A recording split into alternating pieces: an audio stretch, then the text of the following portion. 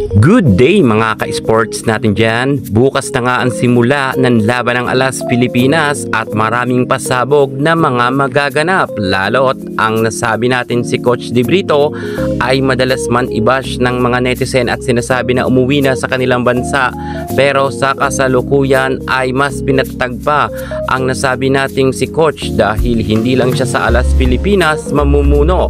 Napalitan niya na nga rin ang head coach na si Roger Gorayev pagdating nga sa Capital One Solar Spikers at mas nag-level up daw ang nasabi nating Solar pagdating nga ni De Brito. Anong masasabi nyo? Panoorin nyo ang ating vlog hanggang sa dulo. Pero bago ang lahat, subscribe ka muna. Click ang ating notification bell para lagi kang updated sa lahat ng issues sa volleyball.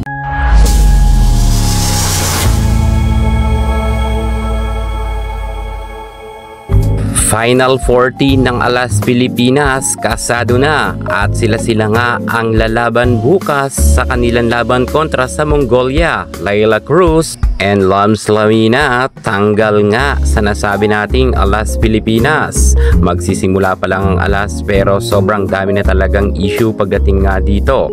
At eto pa, marami talaga mga pasabog ang nasabi natin si Coach De Brito matapos ngang iba siya ng mga netizen at maraming ang tumutulak sa kanya na sinasabi na umalis na ito sa Pilipinas at umuwi na sa kanilang bansa. Eto na naman tayo muli.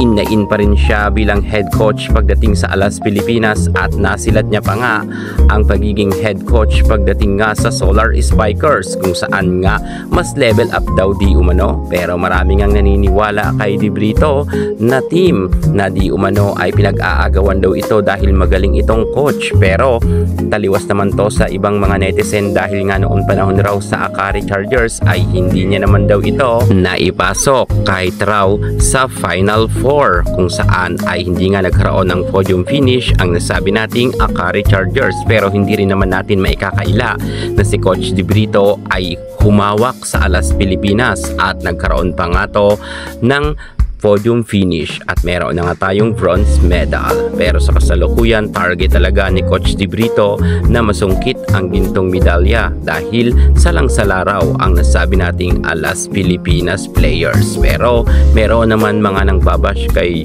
Coach De Brito na sinasabi na mukhang mahina daw ito magbalasa ng mga players. Gayunpaman, kahit maraming ang hindi naniniwala sa nasabi nating head coach, tayo ay nanonood lang naman at ang masasabi ko, suportahan na lang natin itong si Coach De Brito lalo't bukas na nga ang laban ng Alas Pilipinas. Alam natin na mananalo ang Alas kontra sa Team Mongolia dahil hindi naman ganoon kalakasan ang nasabi nating kanilang kaharap at sa tingin ko may pag-asa talaga na makasungkit ang Alas Pilipinas kahit silver medal ito dahil nakikita naman natin.